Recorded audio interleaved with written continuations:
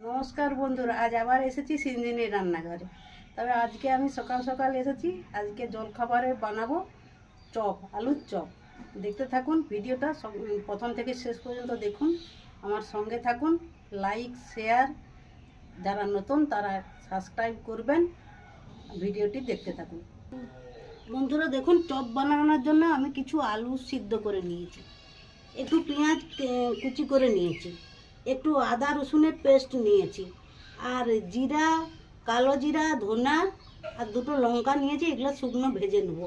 আর কাশ্মীরি লঙ্কার গুঁড়ো, হলুদ গুঁড়ো আর বেসন নিয়েছি কিছু। এই বেসনটা লাগবে। আমি উনুনটা ধরিয়ে তারপরে আপনাদের কাছে আবার আসছি। বন্ধুরা দেখুন, আমি বেসনটাকে ফাটিয়ে নেব। কিছুটা বেসন নিয়ে নেব, বেসনটা ফাটিয়ে নেব।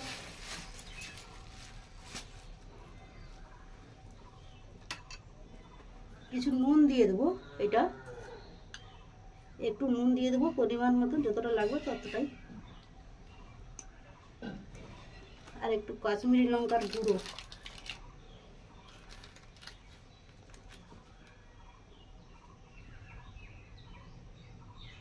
কালারের জন্য। আর দিচ্ছি একটু হলুদ গুঁড়ো।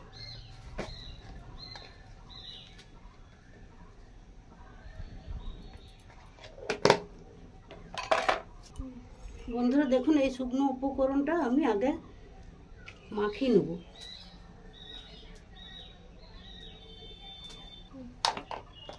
একটু সামান্য সাদা তেল দিয়ে দিচ্ছি।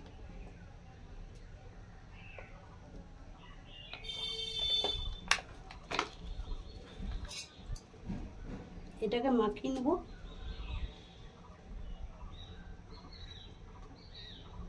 এরপরে আমি অল্প অল্প জল দিয়ে মেখে নেব। বেসনটাকে মেখে নিচ্ছি।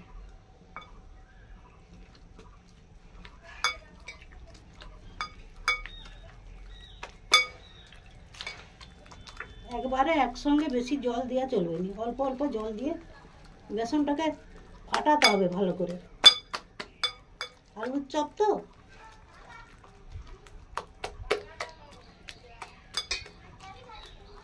এখন আমি বেসনটাকে ফাটিয়ে নেব। দেখুন বন্ধুরা, আমার বেসন আমি ফাটিয়ে নিয়েছি। এই দেখুন, এইভাবে বেসনটাকে আমি ফাটিয়ে নিয়েছি, অনেকক্ষণ ধরে ফাটালাম।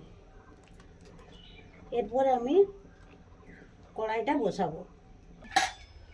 বন্ধুরা দেখুন, শুকনো কড়াইয়ে আমি এই মশলাগুলো ভেজে নেব। দুটো লঙ্কা দিলাম, এই লঙ্কাটাকে আগে নেড়ে ভেজে নিই।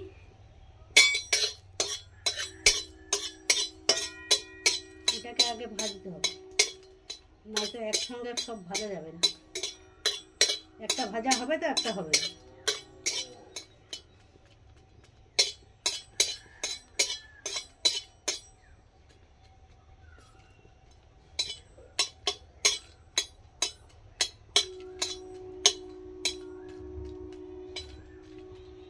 এরপরে জিরা, কালো জিরা, একটু জোয়ান এসব করে নিয়েছি, গোটা মশলা। এটাকে ভেজে নিই।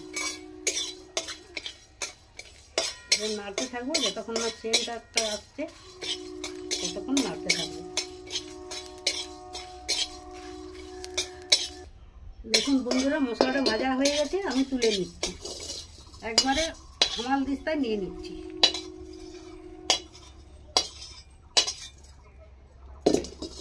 আবার কড়াই বসিয়ে দিলাম।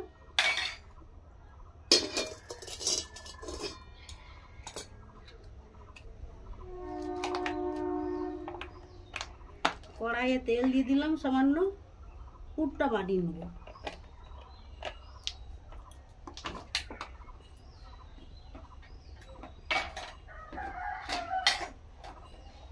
তেলটা গরম হলে আমি পেঁয়াজ কেটে রেখেছিলাম, পেঁয়াজগুলো দিয়ে দিই।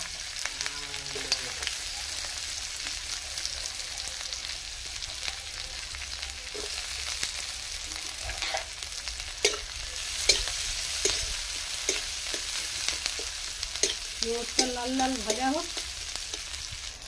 পেঁয়াজগুলো একটু লাল লাল ভেজে নিলাম। এর সঙ্গে আমি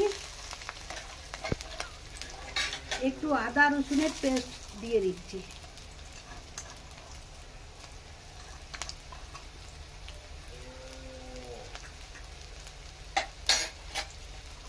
এটাকেও খানিকক্ষণ নাড়তে হবে।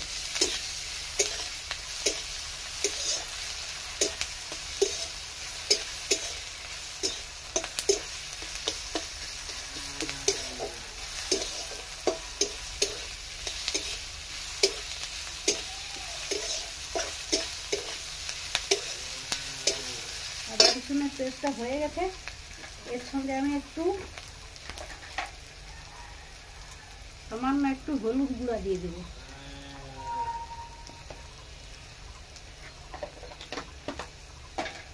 আর একটু মশলার মধ্যে এই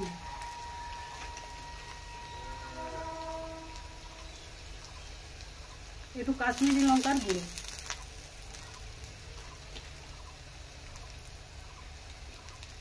মশলার মধ্যে এইটাই দিতে হবে।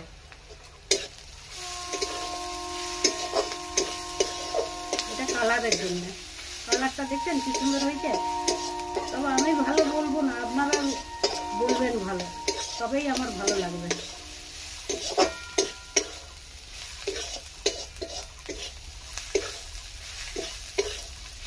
এরপরে আলু সিদ্ধ করে একটুকু ইয়ে করে নিয়েছি, হাতে করে পিষে নিয়েছি, সেইটা দিয়ে দিলাম।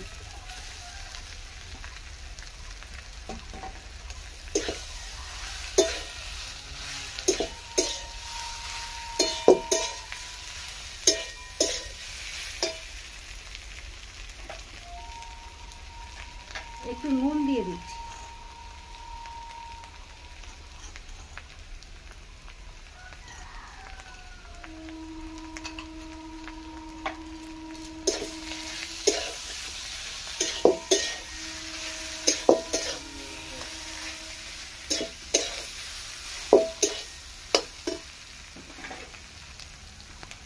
বন্ধুরা একটু কাঁচা লঙ্কা কুচি রেখেছিলাম, এটা দিয়ে দিচ্ছি, এটা ঝালের জন্য।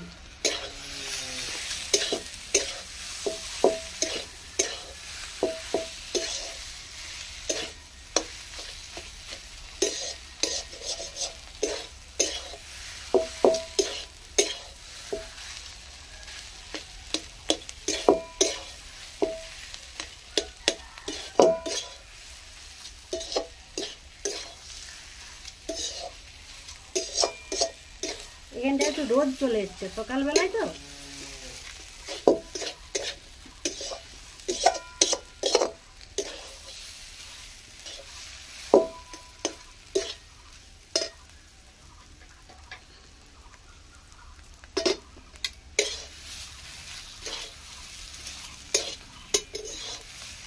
এইভাবে শুকনো শুকনো করে আলুর পুরটা করে নিতে হবে।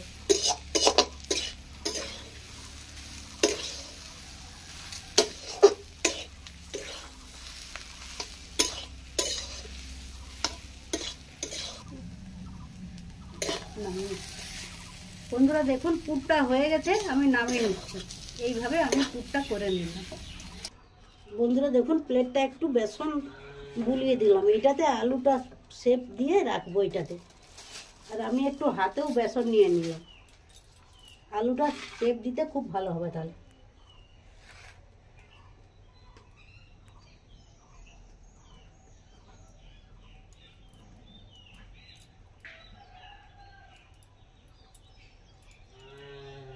এইভাবে শেপ দিয়ে দিই।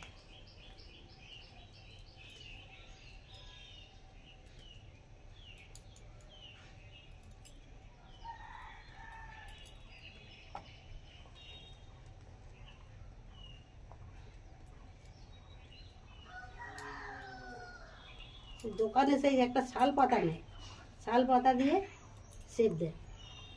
এই দেখুন এইভাবে শেপ দিয়ে দেবো। আমি বাকিগুলো এইভাবে শেপ দিয়ে দিচ্ছি। বন্ধুরা দেখুন আলু শেপ দিয়ে দিয়েছি, আর বেসনটাও ফেটে রেখেছি। 15 মিনিট হয়ে গেল, ঢাকা দেওয়া ছিল। কড়াইয়ে তেল দিয়ে দিয়েছি, আমি এখন চপগুলো ভেজে নেব। বন্ধুরা দেখুন তেল গরম হয়ে গেছে, আমি এরপরে একটা একটা করে এই যে বেসনের আলুর শেপটাকে দিয়েছি, দিয়ে এইভাবে দিলাম, এইভাবে দিলাম, দিয়ে এই যে 4টা আঙ্গুলে করে এটা তুলবো।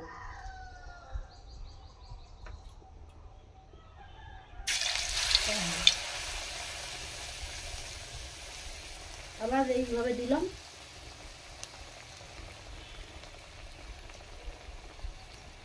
এইভাবে 4টা আঙ্গুলে করে এই যে তুলছি।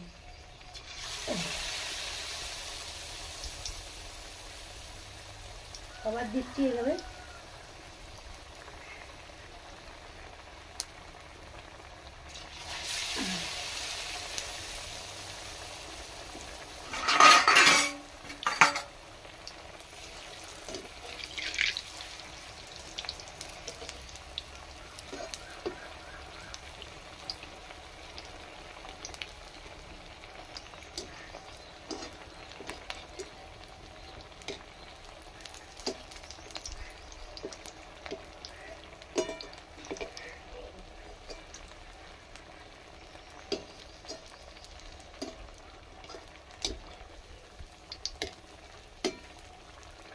দেখুন বন্ধুরা, হয়ে গেছে চপটা। এই 3টা দিয়েছিলাম কড়াইয়ে।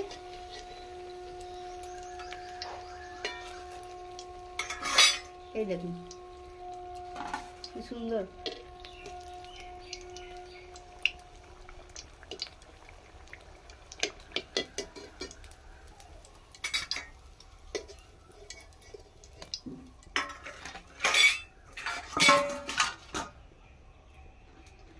আবার দিচ্ছি।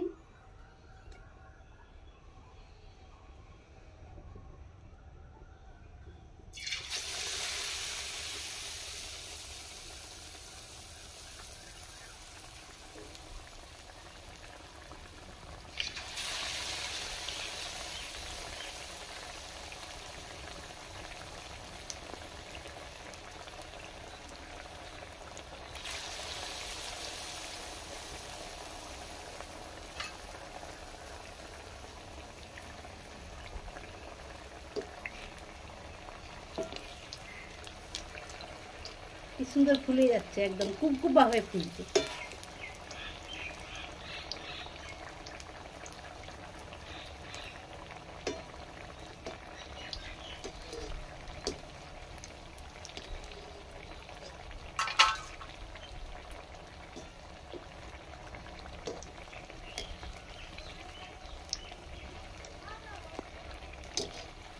দোকানে কিনতে গেলে এই এরকম সাইজের চপগুলো হবে না। এর থেকে ছোট ছোট চপ কত করে দাম লাগে আমি জানি না। আপনার দাদা নিয়ে আসে, আপনাদের দাদা সেই জানে।